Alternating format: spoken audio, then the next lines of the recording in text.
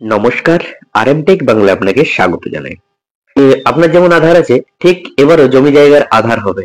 হ্যাঁ, ভূ আধার, ঠিকই শুনেছেন। আপনার যেমন আধার আছে ঠিক এবার জমি জায়গারও আধার হবে। ভূ আধার। জমি জায়গা নিয়ে যে গুরুত্বপূর্ণ আপডেটটি সামনে এসছে, আপনার জমি জায়গা থেকে থাকলে অবশ্যই ভিডিওটি শেষ পর্যন্ত দেখবেন। জমি জায়গার একটি নির্দিষ্ট পরিচিতি নম্বর বা ভূ আধার নম্বর করা হবে। কি এই ভূ আধার, কিভাবে হবে, এর ফলে সুবিধাই বা কি, পুরোটাই ভিডিওটিতে ডিটেলসে আলোচনা করব। তাই ভিডিওটি শেষ পর্যন্ত দেখুন, খুবই উপকারে দেবে। আর তার আগে আপনি যদি আমার চ্যানেলে প্রথম হয়ে থাকেন, চ্যানেলটি অবশ্যই সাবস্ক্রাইব করে দেবেন এরকম নিত্য নতুন গুরুত্বপূর্ণ আপডেট সবার আগে পাওয়ার জন্য। জমি জায়গার আধার বা ভূ আধার। গত মঙ্গলবার 23শে জুলাই তৃতীয় মোদী সরকারের আমলে প্রথম পূর্ণাঙ্গ বাজেট পেশ করার সময় কেন্দ্রীয় অর্থমন্ত্রী নির্মলা সীতারামন বাজেটে ঘোষণা করেছেন যে গ্রামীণ এলাকার জমির জন্য যে একটি নির্দিষ্ট পরিচিতি নম্বর বা ভূ আধার নম্বর করা হবে। পাশাপাশি শহরাঞ্চল জমির জন্য বিষয়টিকে ডিজিটালাইজ করার কথা বলা হয়েছে। আর এই প্রস্তাবিত আধারে সব জমির একটি করে আইডেন্টিফিকেশন নাম্বার থাকবে। গ্রামাঞ্চলের ভূমি সংস্কারের জন্য একাধিক প্রস্তাব দেওয়া হয়েছে, সেই অনুযায়ী সমস্ত জমির unique land parcel identification number বা ভূ আধার থাকবে। বাজেটে কেন্দ্রীয় অর্থমন্ত্রী আরো জানিয়েছেন আগামী 3 বছরের মধ্যে ভূমি সংস্কারের কাজ শেষ করবে এই সরকার। বর্তমানে আমাদের দেশে সাধারণ মানুষজনের একটি নির্দিষ্ট আধার নম্বর রয়েছে। 14 ডিজিটের একটি নম্বরে ওই ব্যক্তির সমস্ত তথ্য ডিজিটাল পদ্ধতিতে সংরক্ষিত থাকে। ঠিক একইভাবে নির্দিষ্ট ভূ আধার তথ্য unique land parcel identification number বা ইউএলপিআইএন এর মাধ্যমে জমির সমস্ত তথ্য ডিজিটাল পদ্ধতিতে সংরক্ষিত থাকবে। এই কার্ডের মাধ্যমে জমির শনাক্তকরণ নম্বর, জমির ম্যাপিং এবং মালিকানা সংক্রান্ত যাবতীয় নথি থাকবে প্রশাসনের কাছে। এবার জমির জন্য যে ভূ আধার, এই ভূ আধারটা শহরাঞ্চল থেকে গ্রামাঞ্চল উভয় ক্ষেত্রেই কেন্দ্র ও রাজ্য সরকার একযোগে এই জমি সংক্রান্ত সংস্কারের কাজ করবে বলে জানিয়েছেন কেন্দ্রীয় অর্থমন্ত্রী। তিনি জানিয়েছেন যে এই পুরো প্রসেসটা আগামী 3 বছরের মধ্যে সংস্কারের ক্ষেত্রে সহযোগিতার জন্য প্রয়োজনীয় পদক্ষেপ গ্রহণ করবে সরকার। এর পাশাপাশি কৃষকদের সুবিধার্থে সমস্ত জমির মালিক সহ ল্যান্ড রেজিস্ট্রি সংক্রান্ত বিষয়গুলি আরো স্বচ্ছ করা হবে। ফলত কৃষকদের ঋণ পাওয়া থেকে একাধিক বিষয়ে বিশেষ সুবিধা হবে। পাশাপাশি অর্থমন্ত্রী জানিয়েছেন 2027 সালের মধ্যে শহরে জমির রেকর্ডের ডিজিটালাইজেশন করা হবে। শহরাঞ্চলে এই পরিকল্পনা বাস্তবিত করতে অর্থনৈতিক সাহায্য করা হবে। ফলে এই প্রক্রিয়ার ফলে শহর ও শহরাঞ্চলের জমি লেনদেনে জালিয়াতি রোধ করতে পাশাপাশি সম্পত্তি কর সংগ্রহে সহায়তা করবে।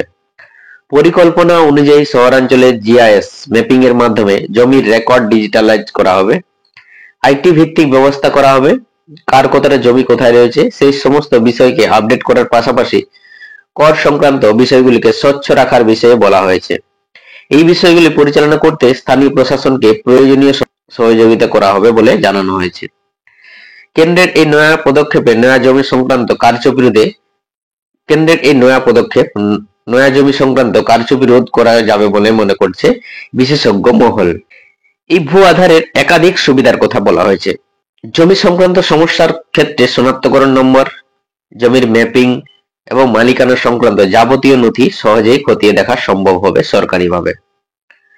এর ফলে জমি সংক্রান্ত সমস্যার সমাধান সহজ হবে। জমি শনাক্তকরণ সুবিধাজনক হবে। কৃষকদের জমি চিহ্নিত বিভিন্ন সুবিধা ও অনুদান সরাসরি পৌঁছে দেওয়া হবে। কৃষি ঋণ দেওয়া সহজ হবে। সরকারি নীতি নির্ধারণের জন্য সঠিক জমির তথ্য সহজেই পাওয়া যাবে। এই হচ্ছে ভূ আধার চালু হয়ে যাওয়ার পরে যে সমস্ত সুবিধাগুলো কথা বলা হয়েছে। ভারতের 28টি রাজ্যের মধ্যে 24টিতে জমির রেকর্ড কম্পিউটারাইজ করা হয়েছে। শুধুমাত্র উত্তর পূর্বের 4টি রাজ্য অরুণাচল প্রদেশ, মেঘালয়, মিজোরাম এবং সিকিমে ভূমি রেকর্ড সম্পূর্ণভাবে কম্পিউটারাইজ নয়। মহারাষ্ট্র, গোয়া, কর্ণাটক, তামিলনাড়ু এবং অন্ধ্রপ্রদেশ এই 5 রাজ্যে শহর এবং গ্রামীণ সম্পত্তির জন্য পৃথক জমির রেকর্ড রয়েছে। ফলে সারা দেশে জুড়ে ভূ আধার চালু হলে প্রতিটি রাজ্যের সমস্ত জমির জন্য 3 বছরের মধ্যে এই ইউএলপিআইএন চালু করে তথ্য একত্রিত করা সহজ হবে না। প্রতিটি রাজ্যের সমস্ত জমির জন্য 3 বছরের মধ্যে এই ইউএলপিআইএন চালু করে তথ্য একত্রিত করা সহজ হবে না।